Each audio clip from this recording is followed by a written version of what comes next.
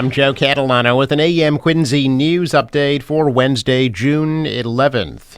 Now, seniors from North Quincy High School received their diplomas during graduation ceremonies at Veterans Memorial Stadium last night.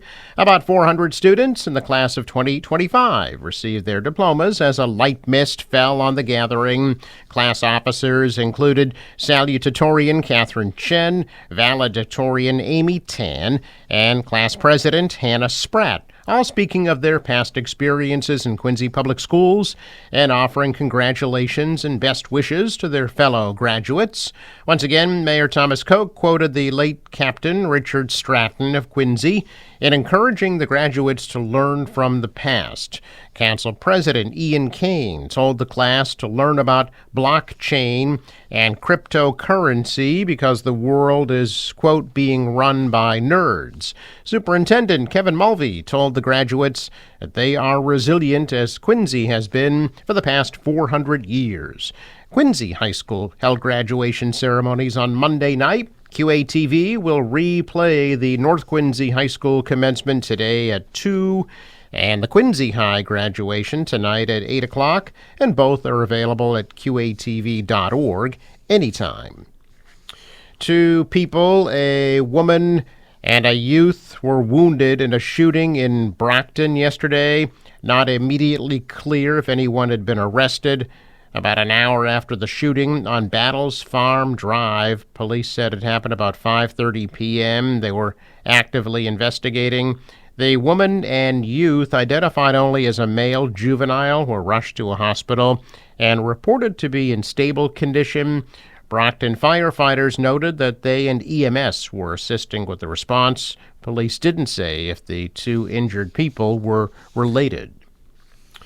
The U.S. Coast Guard announcing it's searching for a fishing boat that has not returned to its slip in Rock Harbor in Orleans since Sunday.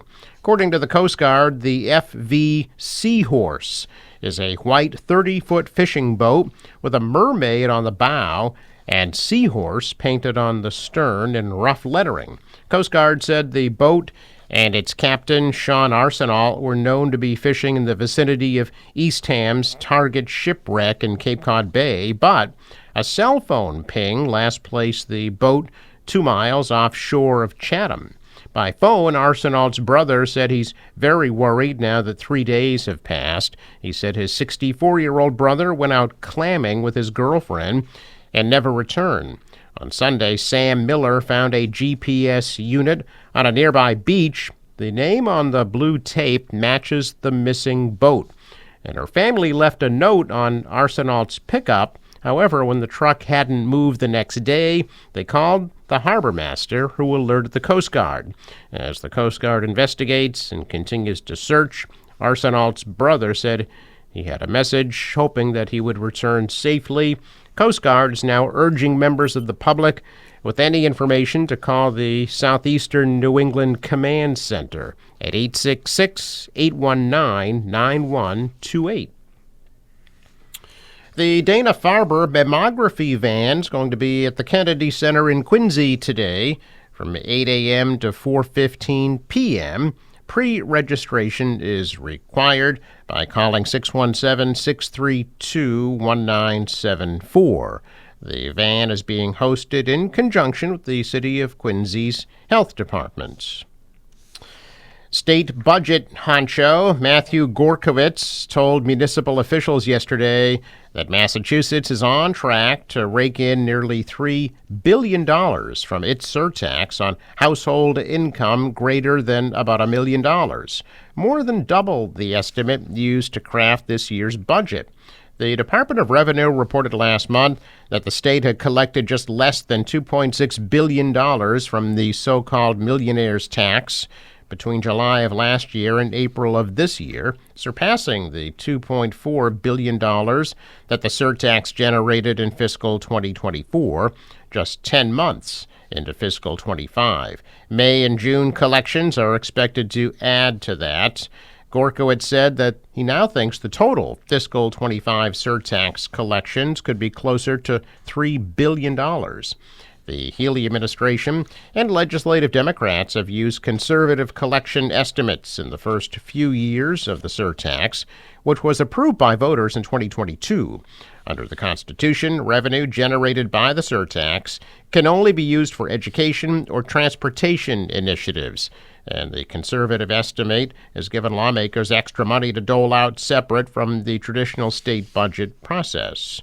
When they built the fiscal 25 budget, the administration and legislative leaders agreed to spend $1.3 billion in surtax revenue this year.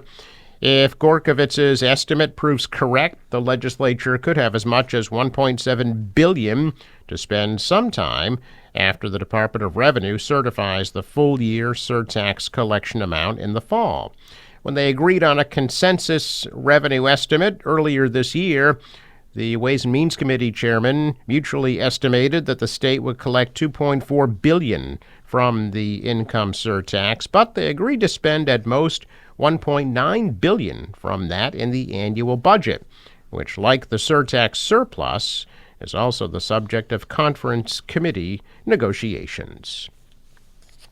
The largest building in New England will officially be renamed next month in honor of the late Boston mayor, Tom Menino. 8 months after the Massachusetts legislature ordered that change, the Mass Convention Center Authority announcing yesterday it will hold an event on July 12th to formally relabel the Boston Convention and Exhibition Center in the Seaport as the Thomas Michael Menino Convention and Exhibition Center. The new name is meant to honor Menino, the city's mayor from 1993 until 2014, who oversaw the start of the Seaport building boom.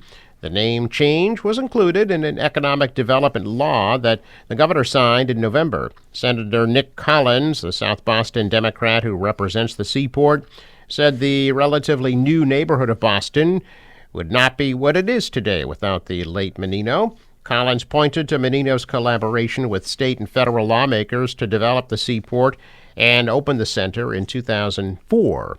Menino served on the Boston City Council before he served as mayor. The late mayor's widow said the entire Menino family is grateful for the incredible honor. A check of business news this morning, and stocks rebounded. The Dow was up 105, the Nasdaq rose 123, and the S&P added 32. Asian stocks mostly higher after China and the U.S. said they had agreed on a framework for following up on the trade truce reached last month in Geneva. The dollar rose, the euro is down, oil at $65 a barrel. Sports, Red Sox beat Tampa Bay 3-1. Back at it at Fenway tonight at 7:10. Forecast from the National Weather Service today, mostly sunny and a high of 83 degrees. For tonight, partly cloudy and a low of 57. Tomorrow, mostly sunny, high of 86. Friday, partly sunny, high of 78. Saturday, some scattered showers and a high of 68. For the boater, waves about 2 feet. Southwest winds at 5 to 10, gusting to 20 knots, and a high tide 12:33 p.m. Sunrise 5:06, sets at 8:20. I'm Joe Catalano with an AM Quincy news update for Wednesday, June 11th.